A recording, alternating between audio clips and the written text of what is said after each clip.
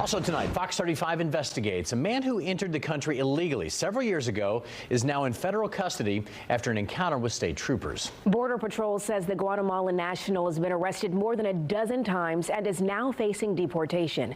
Fox 35's Patrick Perez joining us now. Patrick, you've been working on this story for almost a month. What have you learned?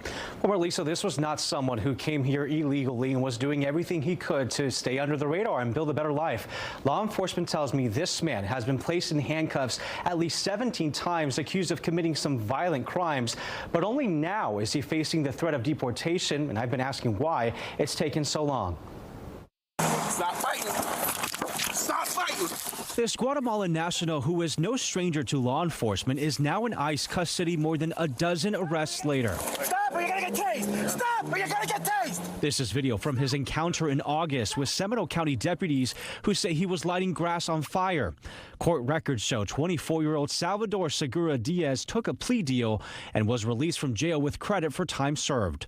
But his freedom wouldn't last long. Hey, you okay? Last month, state troopers detained him and turned him over to U.S. Border Patrol after finding him walking along the turnpike in Osceola County.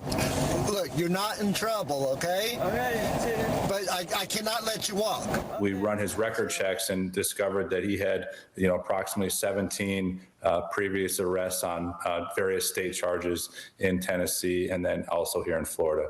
But according to Tennessee court records, not one of Segura-Diaz's arrests in Nashville led to a conviction. Charges were dropped in each case, including ones where police allege he threatened to kill someone and even assaulted an officer.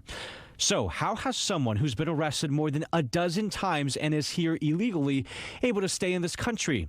We took that question to immigration attorney John Guyan. I would say sometimes people slip through the cracks. Guyan says it's up to ICE to determine who to deport, and part of that decision-making has to do with detention facility capacities. If someone isn't arrested necessarily for a violent, horrible offense, or they are not convicted of that offense, ICE does not necessarily have to detain them. They don't have the capacity to detain every single person who might be deportable and who is arrested in the state of Florida. It's now up to a judge to decide Segura-Diaz's future in the U.S. His past will be taken into consideration.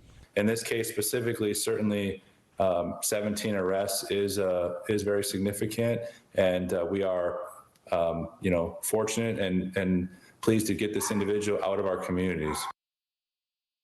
And according to ICE records, Segura-Diaz remains in custody at a detention facility in Miami.